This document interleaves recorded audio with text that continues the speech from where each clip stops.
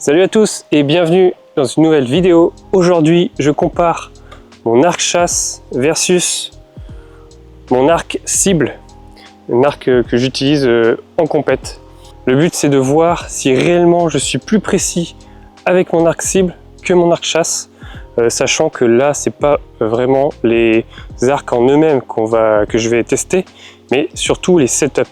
Parce que là, on a vraiment un arc qui est configuré pour la chasse. Il est très court, il est donc rapide, en tout cas plus léger que mon Reckoning. On a des stables aussi très courtes. C'est vraiment un arc qui est dédié à la chasse, alors que là on a vraiment un arc dédié à la cible, à la stabilité. Il est très lourd, très grand. Donc là on a aussi un arc qui est quand même beaucoup plus puissant. Du coup ça peut être intéressant de voir comment il se comporte, surtout que là, je ne sais pas si vous verrez, mais il y a beaucoup de vent, il y a des rafales. Donc peut-être que la puissance au final fera qu'il sera plus précis. C'est une vidéo qui sera très intéressante et qui remettra des choses en question si le Phase 4 s'en sort vainqueur.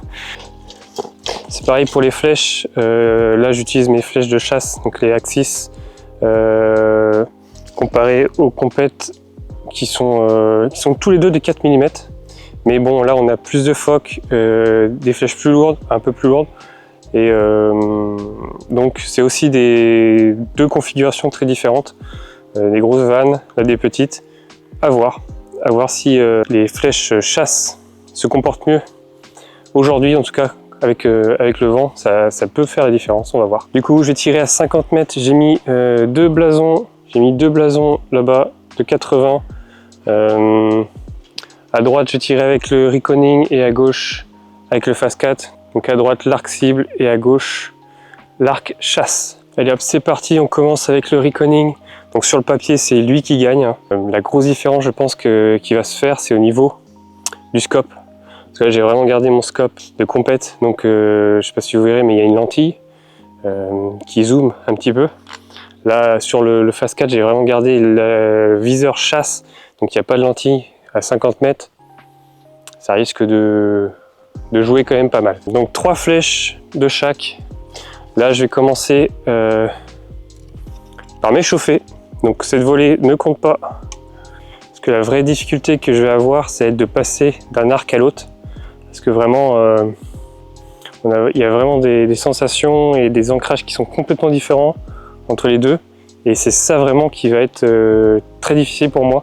C'est de passer d'un l'un à l'autre. Il me faut plusieurs flèches pour me mettre dedans, et à chaque fois je vais devoir changer, donc ça va être compliqué.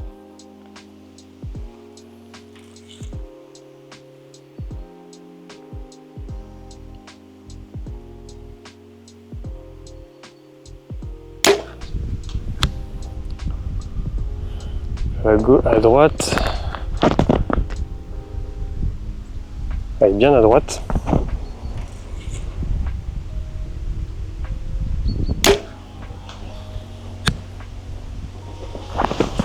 Waouh, le vent!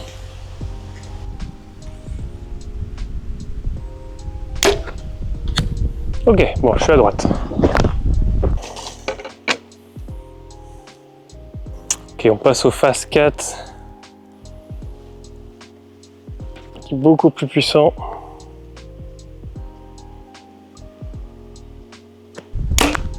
Ok, bonne flèche. Je crois qu'elle est... C'est un 10. Putain, j'avais une fourmi sur la main. C'est vraiment par rafale le vent. Donc j'avais pas du tout de vent avec le Phase 4. Et quand je tirais avec le Reckoning, j'en avais beaucoup plus. Donc on va voir. Oui, effectivement. Là on peut voir que mes flèches elles sont parties sur la droite. Et là, bon, là je suis bien réglé pour le Phase 4. Celle-là est un peu tournée. Et pour l'instant, c'était les réglages, ça comptait pas. Au final, le groupe est quasiment le même. Donc là, tir compté, on verra lequel est le plus précis.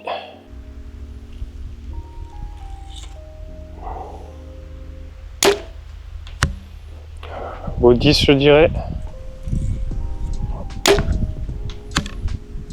Ouf. Je dirais 2, 10, 1, 9. C'est pas mal. C'est pas trop groupé, mais vu les conditions, c'est pas mal. Ok, du coup, le Phase 4, premier volet compté pour lui.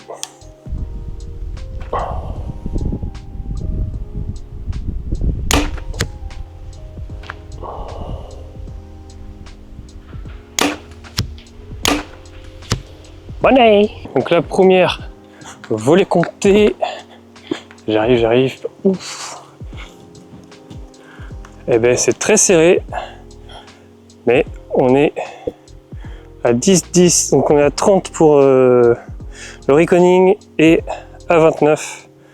Malgré qu'on ait un beau groupe là, je pensais pas être si précis avec le Phase 4 quand même. C'est vrai que maintenant les arcs de chasse se comportent de plus en plus comme des arcs cibles. Ça commence à se resserrer l'écart et là la preuve en est, c'est que on est quand même serré pour l'instant pour la première volée. Mais bon, on va voir. Ok, pour l'instant il est devant. Le semant à point, ça m'étonne quand même pas mal.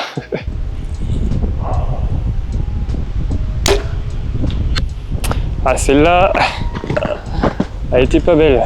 Ouais, quand même, elle prend le vent. Hein. Ça se sent quand même. Hein. Là, peut-être que le Phase 4 peut prendre le dessus, là, avec un 8.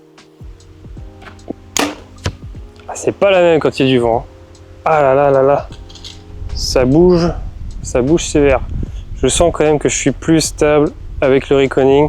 Parce que malgré le fait qu'il soit moins puissant, il y a beaucoup moins de l'étoffe. Du coup, je maintiens beaucoup plus. Et ça fait que je suis beaucoup plus stable dans ma visée quand il y a du vent.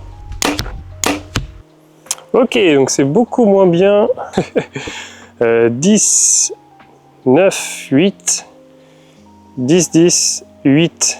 Ce qui nous fait 58 pour l'arc cible, donc le Reckoning, et 56 pour le Phase 4. Le Reckoning est devant.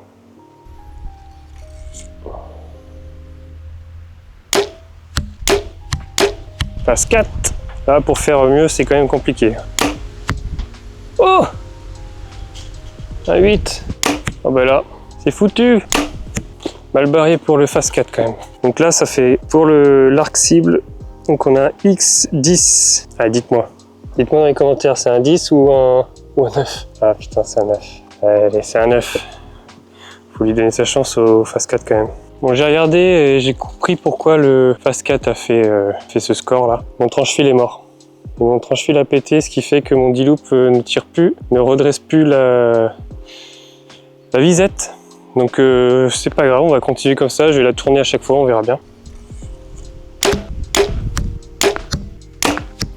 Une technique, si vous avez votre visette qui bouge comme ça, et que vous n'avez pas le temps de faire ce qu'il faut pour la remettre droite, donc soit vous bougez comme ça, ou soit vous avez une autre technique, prenez votre nez, et avec le nez vous la remettez. Donc là elle était déjà à peu près bien.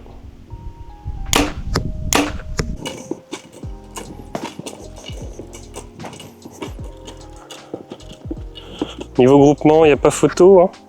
On est mieux groupé avec l'arc cible, le Reckoning.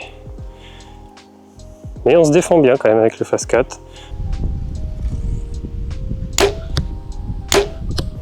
Regardez avec quoi je tire, franchement. Trop cher les encoches.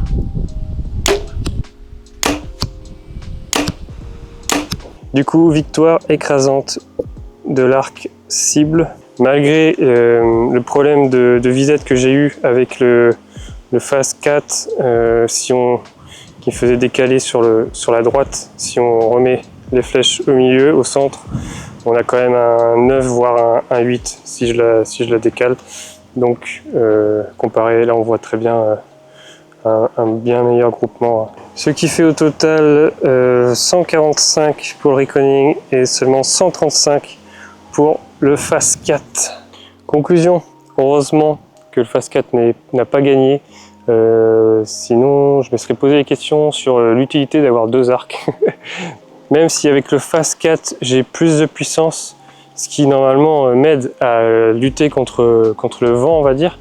Même au niveau des flèches, si elles ont plus de puissance, et puis, du coup elles sont plus lourdes, elles ont moins d'impact avec le vent. Malgré ça, j'ai quand même la sensation quand je tire mon Reckoning d'avoir plus de puissance à tenir.